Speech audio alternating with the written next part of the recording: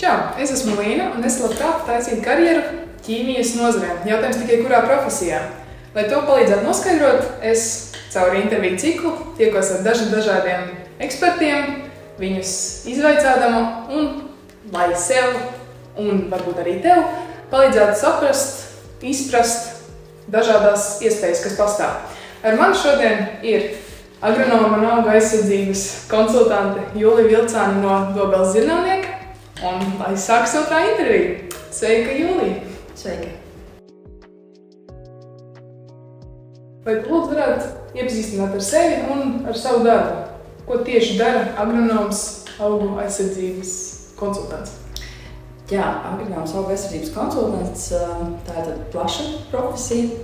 Varbūt soli atpakaļ, kā tas saistīts ar ķīmijas nozari. Kādreiz padomu laikos bija tāda profesija agroķīmiķis.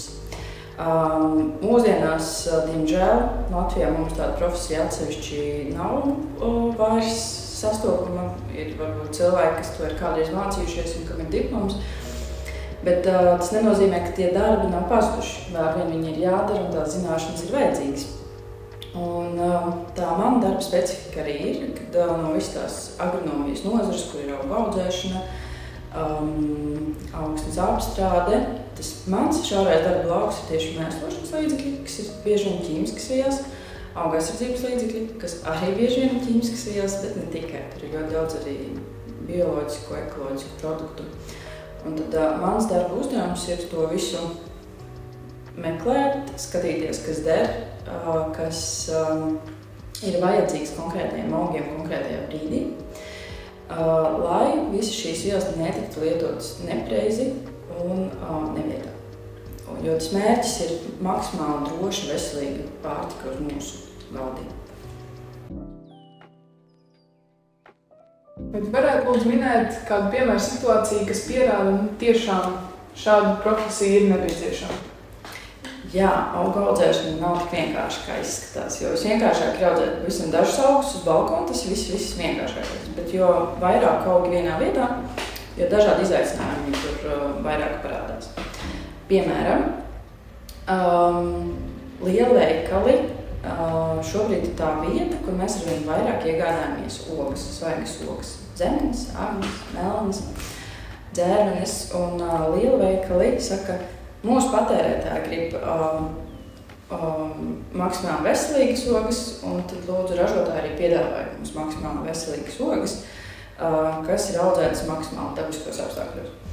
Un te ir tas izaicinājums, jo ir grūti audzēt daudz augus maksimāli dabiski, un šīs zināšanas, kuras ķīmiskas vielas lietot, kuras nelietot, kuras bioloģiskas vielas lietot, kurā brīdī, tās šobrīd ļoti mainās, un nāk ļoti daudz jaunas informācijas iekšā, tas viss ir jāspēj uztvert, lai apmierinātu to patērētāju, jā, gan to, kurš pērk, gan to, kurš ir lielveikals, kas prasa mums vajag tādu maksimāli dabisku produkciju. Tas piemērs ar ogām un, protams, arī ar graudiem, kas ir mūsu specifika lielā. Liekas, kāda problēma izaudzēt graudus. Par graudiem var būt piesārņojums ar smagajiem metāliem, graudiem var būt dažādi citi piesārņojumi. Un tāpēc tās zināšanas, kurā brīdī kāda problēma var rasties, ja, lai maksimāli preventīvi jau viņu izslēgt, ir ļoti svarīgas. Lai nav tā, ka ir jāizglīst tam gala produkts, jo viņš neatbilst kaut kādām kvalitātes prasībām. Tāpēc, un šīs prasības, kvalitātes prasības kļūst arvien stingrākas, arvien grūtāk īstenībā izpildāmas, un tur ir vajadzīgs ļoti daudz zināšanu, lai to varētu realizēt. Tad, principā, jūs esat tie, kas nodrošina to, ka ir iespējams produktam uzlikt kvalitātes zīmi, ka šis produkts ir labs, to var lietot uzturā un nekaitīgs. Produktu ražošanā ir divas tādas lielas sadaļas. Viens ir izēvielu sagāde, kvalitatīva izēvielu sagāde. Piemēram, lai ražotu makaronus, ir nepieciešami kvalitatīvi cietie kvieši, kas atbilst dažādām prasībām, nav dīguši, proteīna saturs ir atbilstoši un tā tālāk. Tā ir viena daļa, izēvielu sagāde. Tad ir otra daļa tādai makaronu ražošanai, ja, jau pārstrādāt dažādās formas makaronus, izspiest, salikt paciņās un izkaltēt, izžāvēt to makaronu tā, lai viņš nebojājas tajā paciņā un nepilē. Ja. Tad divas lielas daļas. Agronomi atbild par šo te pirmo daļu, par izēvielu sagādi, par to, lai tas, kas tiek izaudzēts, ir maksimāli droši. Jāsaka, Latvijā mums ir ļoti droša pārtika. Ja nemaldos, tad Latvijā arī pārtika ir viena no visdrošākajām Eiropas Savienībā. Ja pat ne pirmajā vietā pēc dažādu ķīmisko vielu piemaisījumiem vai tieši nepiemaisījumiem. Tad mēs konkurējam arī pasaules līmenī. Ja nav pārāk negribas jautājums, cik ilgs ir tavs darba stāžs un kas tieši tev tā kā uzšķir dzirkstēlīt šajā darbā? Kā to darba stāžu rēķina? Jo es strādāju paralēli mācībām no 15-16 gadu vecumā. Jo man vienmēr svarīgi bijusi prakse un visu to, ko es mācos uzreiz paralēli, bijis interesanti pielietot uzreiz arī praktiski. Un šobrīd īstenībā varētu teikt, ka mans darba stāžs ir jau 22 gadi. Lai gan man vēl nav 40 gadi. Un tas visinteresantākais, reizē arī grūtākais, ir tas, ka nekas nestāv uz vietas. Ja, katra sezona, katrs gads ir pilnīgi atšķirīgs, pilnīgi savādāks. Tas, kas pagājuši gadu bija patiesība, šogad iespējams vairs nav patiesība. Ja, pagājuši gadu bija sausums, šogad ir sausums un plūdi. Vai mainās produkti, ko mēs varam lietot auga aizsardzības līdzekļi. Protams, ģeopolitiskā situācija arī bija tā, kas radīja liels izaicinājums agronomu profesijām. Un tas arī ir tas gan reizē grūtais, bet reizē arī ļoti interesantais, ka visu laiku kaut kas mainās un garlaicīgi nav.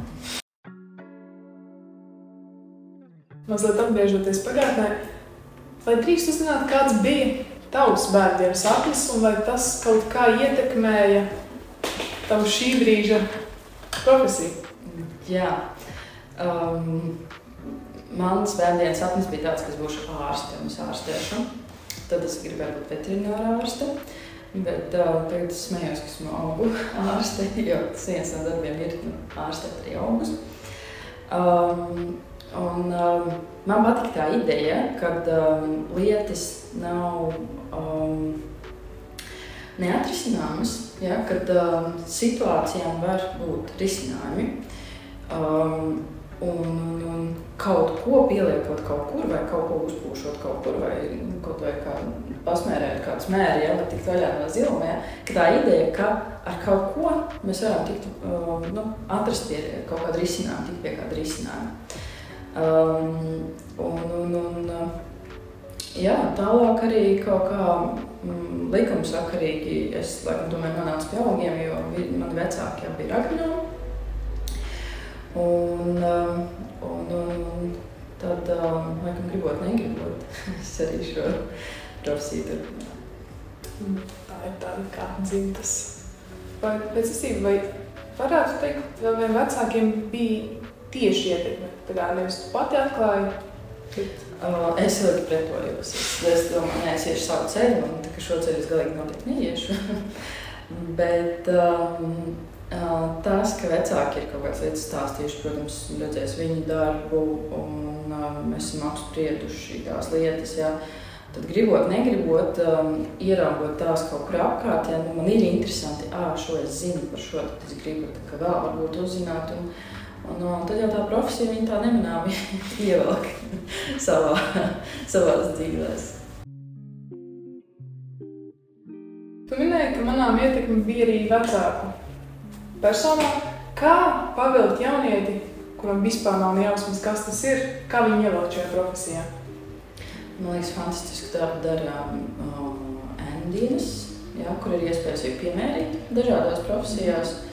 Un pie mums Dobeles ģenerālniekā es skatos, kā jaunieši nāk strādāt un mācīties vasarā skolēnu brīvlaikos. Un ka daudz tiešām apzināti izmanto iespēju nākt nevis vienkārši pastrādāt, nepelnīt papildus kabatas naudu, bet tieši pamēģināt, paskatīties, kā tas ir. Un tas ir arī tas ceļš, ko es vienmēr iesaku iet, kad vienmēr iet un mēģināt darīt praktiski. Un skatīties uz tādām vietām, kur ne tikai var paspēlēties pie kases, jā, un izsist čekus, man arī tas ļoti patika, un gribēs pamēģināt, mēnesis to izturēt. Un pēc tam mērķiecīgi visas pārējās vietas es skatījos tādas, kas būtu vai kaut kāda ražošana, vai kāds cits uzņēmums, kur kaut kas notiek. Ja? Lai varētu sevi pamēģināt, lai varētu patestēt, lai varētu saprast, vai man tas der. Un nākamā lieta ir saprast, kas tieši no tā visa man der patīk visvairāk. Jo tāds ceļš arī rodās mēģinot, testējot, piemērot, ja, to darbu sev, iedomāties, vai tas ir tas, ko es gribu darīt kādus 10-15 gadus, ko es gribētu uzzināt vairāk. Piemēram, tad, kad es sāku strādāt auga aizsardzībā, es sapratu, ka es gribu zināt vairāk par to, kā ķīmiskas vielas ietekmē mikroorganismus. Ja, visas augu slimības, tie visi lielākoties izraisa dažādi mikroorganismi. Es aizgāju studēt mikrobioloģiju, jo man tas bija interesanti, un tas bija tāds ļoti, ļoti liels pagrieziena punkts, kas pavēra vēl tādu lielu plašu lauku, kurā var darboties un strādāt. Tā kā tad kopsavilkums tātad mēģināt, skatīties plašāk, mēģināt ļoti daudz lietas, kamēr 20 gadi var izmēģināt tiešām ļoti daudz, un tas arī jādara.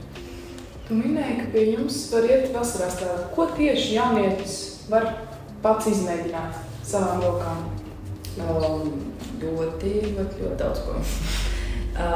Bet pārsvarā tas lielākais darbs ir, piemēram, pie mums pieņemt graudus. Un tie, kas ir atbildīgākie, kas cenšas arī saprast to procesu, var laboratorijā testēt graudu kvalitāti, pamēģināt arī, izmēģināt, kā tas ir, kā tas notiek, kā to dara, kādas ir likumsakarības, un arī redzēt visu cauri vasarā, palīdzot laboratorijā, darīt dažādus darbus, redzēt, kā tad mainās tā graudu kvalitāte ilgi līdz lietus, piemēram, vai ir ļoti sauss.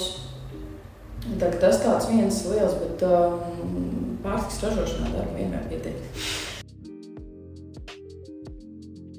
Uz nākamo jautājumu tie jau daļēji atbildēji iepriekšējā skaidrošanā, bet kur tieši un kādas studijas tu veici, lai spētu strādāt par agronomu augu aizsardzības konsultantu? Jā, tas tā nav viena mācība iestāde, to visu apgūt, bet ideja ir tāda, ka sāku, protams, ar bakalaura studijām, toreiz Latvijas Lauksaimniecības universitātē, bakalaurs agronomijā, un jau mācoties, kurā profesija, piemēram, ja tas būtu ķīmiķa darbs, ķīmijas studijas, tur vienmēr ir iekšā specializācijas virziens 1, 2, 3 vai 4. Un man ļoti patika augu fizioloģija un kā var stimulēt augu attīstību un tādas lietas. Augu aizsardzība bija mans mīļākais priekšmets. Arī agroķīmija bija tā, ko es katru lekciju apmeklēju un burtiski apēdu un kas man ļoti patika. Nākamais bija, tā kā man jau arī bija nedaudz pieredze no vecākiem un arī prakse, tad maģistratūrā es izlēmu, ka mācīšos kaut ko citu, to, kas man likās padziļinātās mācīšanās vērts. Tā bija mikrobioloģija un biotehnoloģija Latvijas universitātē. Pabeidzu arī doktora studijas mikrobioloģija, biotehnoloģija, vajadzētu doktora darbu aizstāvēt. Bet agroķīmija kā profesija nāk cauri visām šīm studijām, ka katrā tā ir mana izvēle, ja, kad man tas interesē, un es to mācos un studēju padziļināt, jo studijas ir 30–40% tas, ko saka pasniedzējs, un 60–70% ir lasīšana, meklēšana, informācijas apkopošana, tāpēc, ka man tas ir interesanti. studēšana vairs nav skola, studēšana ir vairāk tāda apzināta izvēļu veikšana, ka jā, šis priekšmets man interesē vairāk, un es viņu eju, es mācos, izlasu visu iespējamo, un tas, to novērtēt, tas atgriežās atpakaļ tās zināšanas, tad, kad sāk strādāt tajā virzienā, jā, tad liekas, ko nu es tur mācīšos, ko nu es tur varbūt kaut ko vairāk lasīšu, bet tas ļoti, ļoti atmaksājas. Tad vai ir vēl kādas tādas prasmes, īpašības, kam jāpiemīt izņemot ziņkārībai par to tēmu, lai kļūtu par tādu kvalitāti agronomu? Pamēģināt.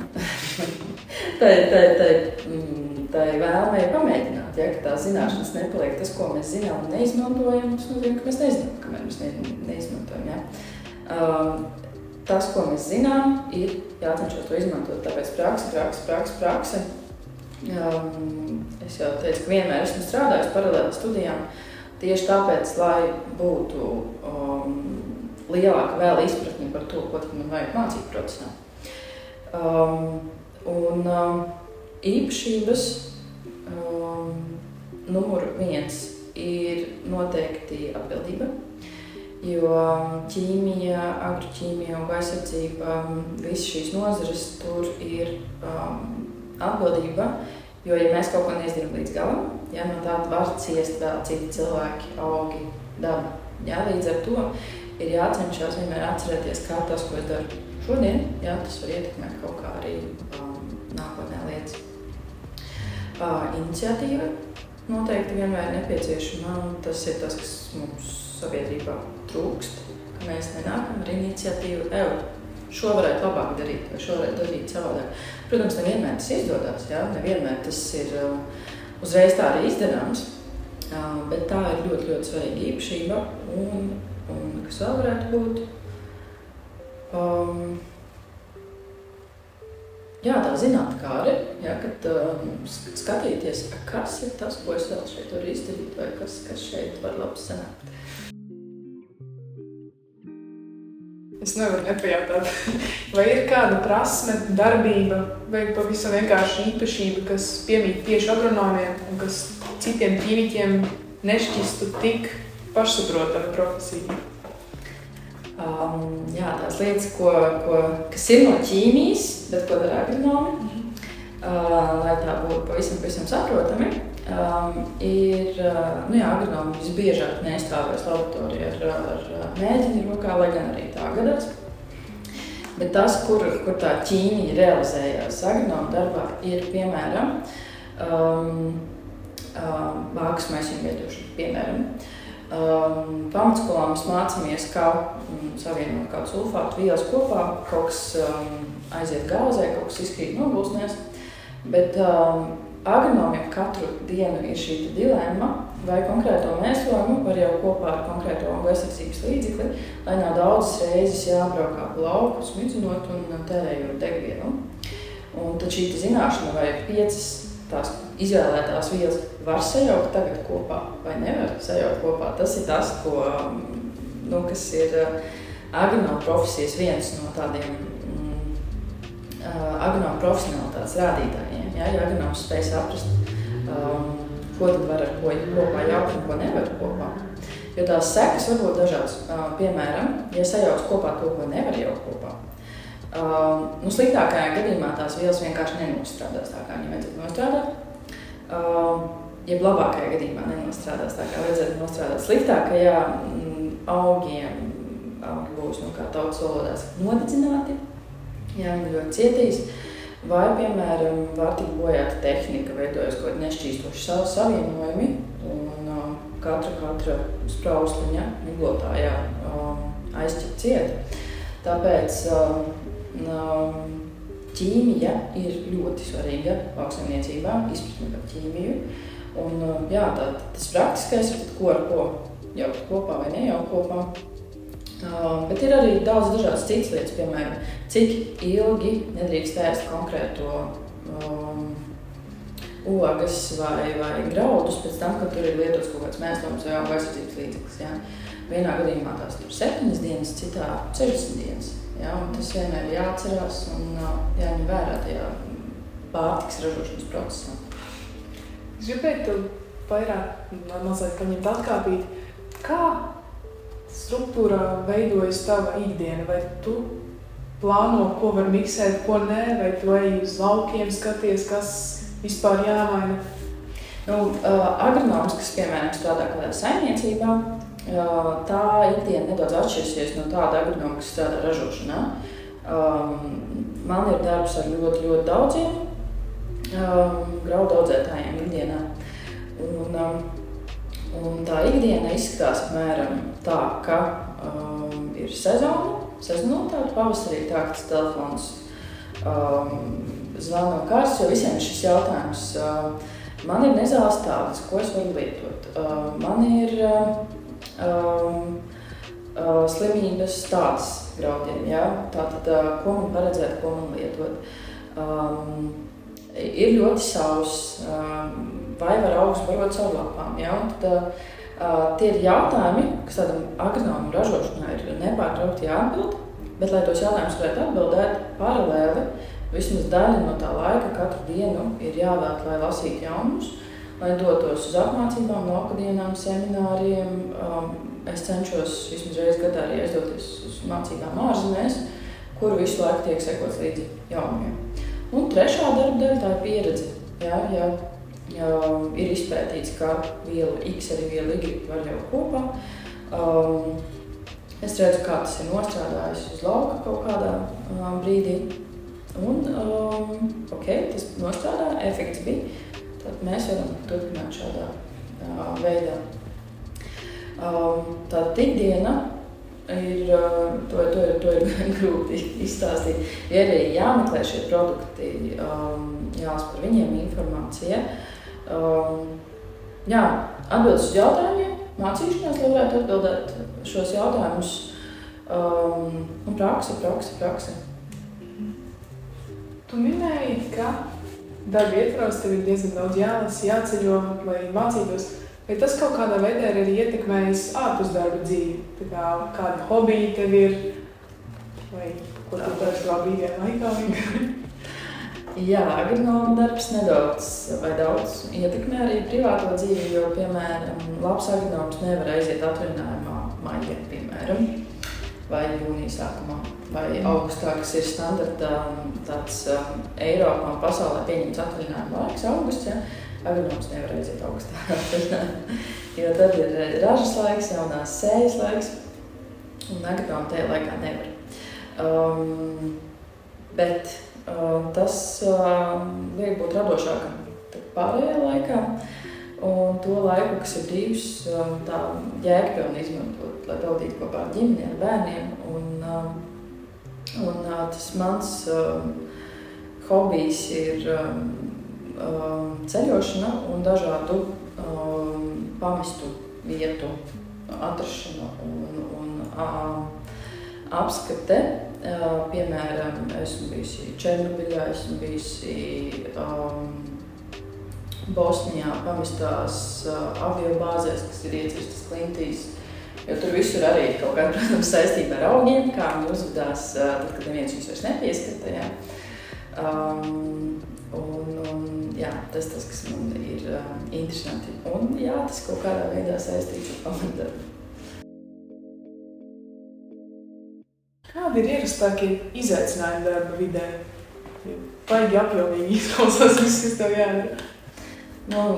Tas vislielākais izaicinājums, protams, ir tas, ka Dola zinātniekā ir gan bioloģiskā ražošana, bioloģiski produkti, gan integrēti audzēti nebioloģiski produkti, bet tiem visiem ir jābūt maksimāli audzētiem, ražotiem tā, ka pirmkārt tas ir ilgtspējīgi, ka mēs planētu pārāk nepiesārņojam ražojošos produktus un maksimāli efektīvi šos resursus izmantojam, ka nevedam izēvielas no puses pasaules, bet cenšamies audzēt šeit pat. Un tas, ka ir ļoti daudz aizspriedumi par to, kas ir augaisardzības līdzekļi, kā tos lietot, kas ir mēslošanas līdzekļi. Par to ir ar vienu vēl jārunā, jo prasības auga aizsardzības līdzekļiem kļūst arvien stingrākas, un tās nepaliks nevienā brīdī maigākas. Tas ir tas lielākais izaicinājums, ka sabalansēt tās zemnieku vajadzības un iespējas ar to, ko mums prasa Eiropas Savienības noteikumi. Un lai tas viss ir tā, ka beigās tā cena patērētājiem nav 2 un 3 reizes lielāka. Ja? Tad tā balansēšana, kā tad tos augus apstrādāt tā, lai viņi neslimo, lai tā raža ir, lai neaizaug ar nezālēm, jo rokām mēs nevaram graudlaukus izravēt. Bet tad īpašā laikā, lai tas ir vidēji droši, cilvēkam patērētājiem droši, un tas nemaksā ļoti daudz naudas. Jā, tāds loks, kas nekad nebeidzās. Paldies! Tagad es labprāt pārietu pie rubrikas, kas jums varbūt šķitīs visinteresantākā, jeb īsāk sakot, pašu vienaudžu uzdotie jautājumi. Sākot ar, kas tieši padziļināt jāmācās skolā, lai varētu visveiksmīgāk doties profesijas virzienā? Kas ir tie priekšmeti, kas veido bāzi? Runājot par agronomu, agroķīmiju, tad, protams, tā ir bioloģija un ķīmija. Un es īstenībā nožēloju, ka pamatskolā man ķīmija tik ļoti neinteresēja, jo es pēc tam ļoti izjūtu to trūkumu, to zināšanu trūkumu, un es nožēloju, ka es nemācījos ķīmiju. Jo bioloģija man patika, to es mācījos, bet ķīmiju es pēc tam dabūju piemācīties vēlreiz. Ķīmija, bioloģija. Un, vai kā nepatiktu, bet arī matemātika. Un es teiktu, ka mūsu nozarē ļoti svarīgs ir datorzināšanas, datorprasmes, digitālās prasmes, jo agronomu darbs kļūst arvien digitalizētāks. Tiek piesaistīti dažādi satelītu programmas, kas analizē augus no satelīta, lai saprastu, ko tad viņiem vajag, kādus barības elementus. Tā kā, jāmācās arī viss. Bet bioloģija, ķīmija, datorzinātnes, jā, protams. Tu minēji, ka tev nācās piemācīties ķīmiju. Vai būtu nediskrēti pajautāt, cik apmēram tev bija tās atzīmes ķīmijām, vai tāds, teiksim, švakāks ķīmiķis vidusskolā spētu uzdzīt zināšanas? Atzīmes nav profesionālitātes rādītājs, un par to esmu pārliecinājusies ļoti daudzas reizes. Kaut vai tie, kas beidz vidusskolu ar spīdošākajām atzīmēm, nevienmēr ir savā profesijā spilgtākie profesijas pārstāvi. Pamatskolā es vairs neatceros, bet es domāju, ka tas bija kaut kas ap 7-8 balām 10 baļu sistēmā. Universitātē, man liekas, ka agroķīmija bija 9. Ja tas bija tas, kas man interesēja, bet, kā jau teicu, tas, ko es nebiju mācījusies, man pietrūka ļoti, un to es dabūju vakariem atkārtot un piemācīties. Mums ir ienākušies arī jautājumi no pašiem skatītājiem personiski. Pirmais no tiem, kad tu saprati un kā, ka tas ir darbs, pa kuru tev deg acis? Sākumā man bija tāda dilēma, ka man liekas, ka aktīvs agronomu darbs tas tik nesievišķīgi.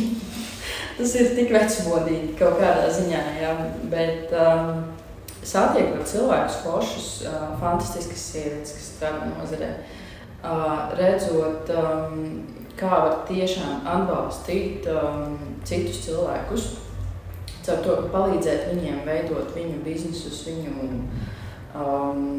augu audzēšanu efektīvāku, ja, jo tur tālāk jau parasti ir katra zemnieku saimniecība kaut kur Latvijā, viņi nav atrauti no visas sabiedrības, ja, viņiem ir bērni, kas iet skolā, tad tur ir veikals kaut kur, jā, un ka tas viss veido tāds ķēdītes un palīdzot tiem zemniekiem audzēt augus, ja, mēs izņēm palīdzam tai lauku vidē.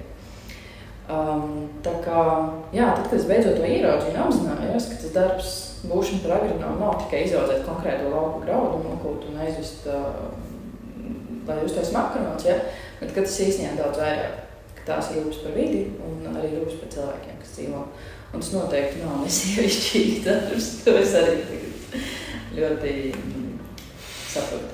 Kāda ir tava attieksme pret ģenētiski modificētiem organismiem? Jā, šis ir jautājums, ko man uzdot ļoti bieži arī kā biologam.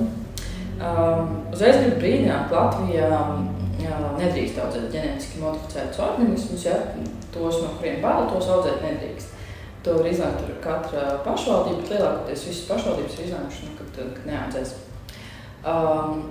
Manis pašas, kā cilvēka attieksme, ir pilnīgi neitrāla, jo mēs jau pēc būtības lietojam ģenētiski modificētus organismus gandrīz ikvienā brīdī, jebkuras selekcija.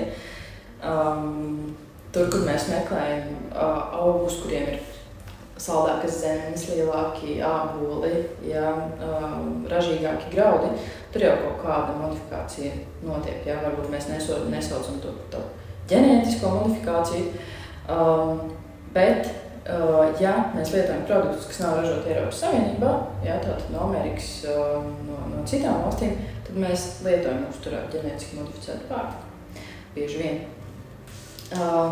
Tas, ka tas Latvijai ir vēl tāds jautājums, kur vajag daudz izpratnes, tā ir cita lieta. Jā. Bet manis kā cilvēka attieksme noteikti nav noraidoša. Un kāpēc? Tāpēc, ka tā mēs varam tikt pie augiem, kuriem nevajag apstrādes, piemēram, ar augu aizsardzības līdzekļiem. Tas, ko bieži vien nepadomā, ka ar šo te ģenētisko modificēšanu mēs varam tikt pie īstenībā veselīgākas pārtikas, nevis pie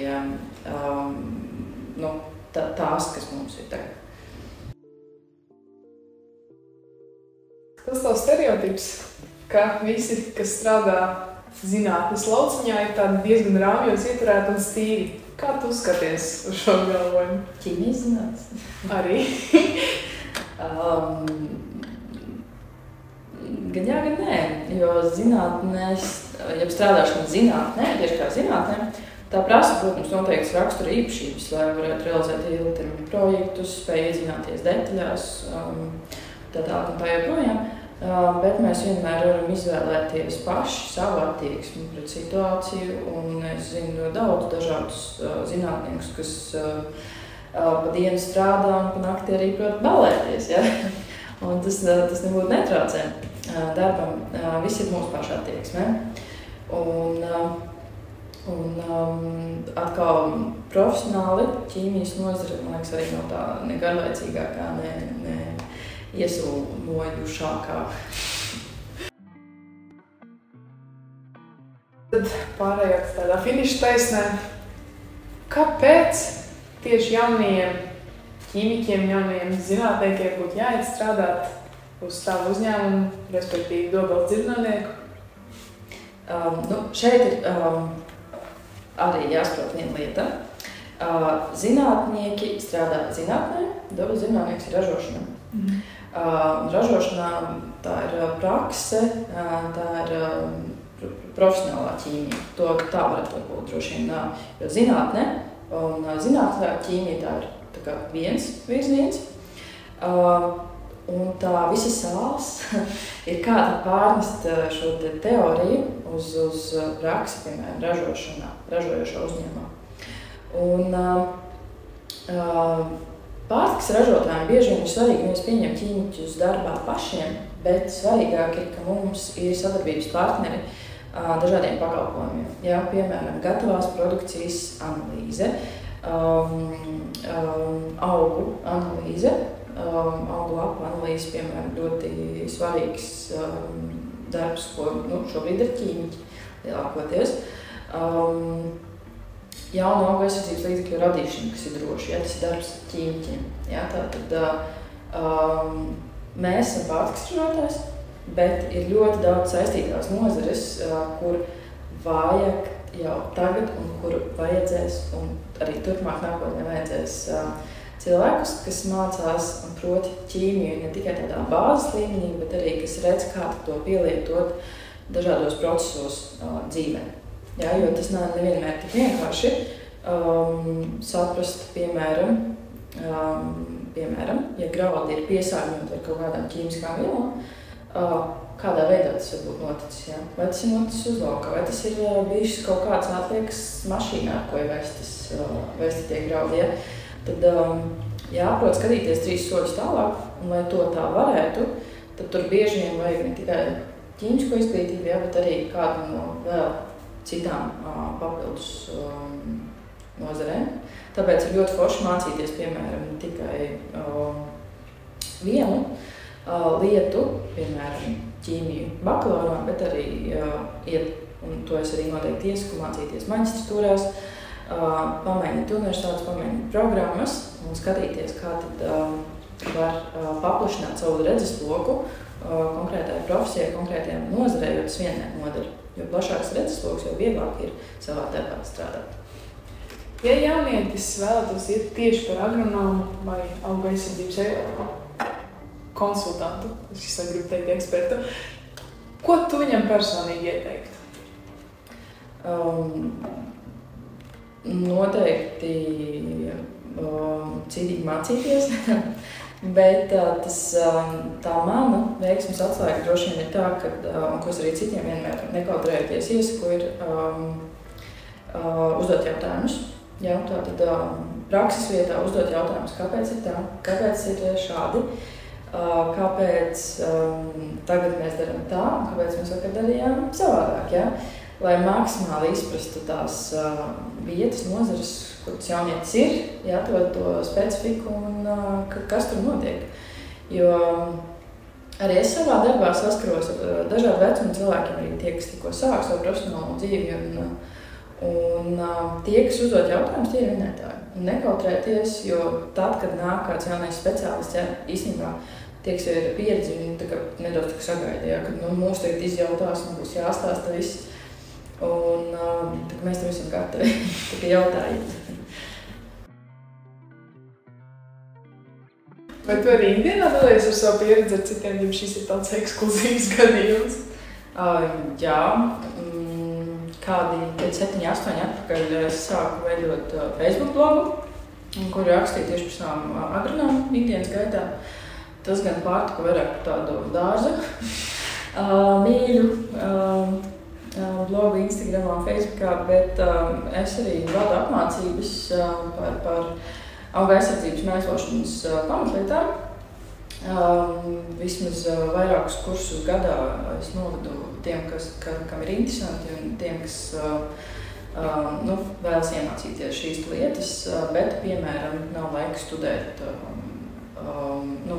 tādā pilnu laika studijās. Tādus īsos kursus arī tiem, kam tas ir nepieciešams, lai ikdienā varētu efektīvāk strādāt, jā, to es brīvā laikā arī daru. Lielas paldies par veltīto laiku un par veltīto enerģiju.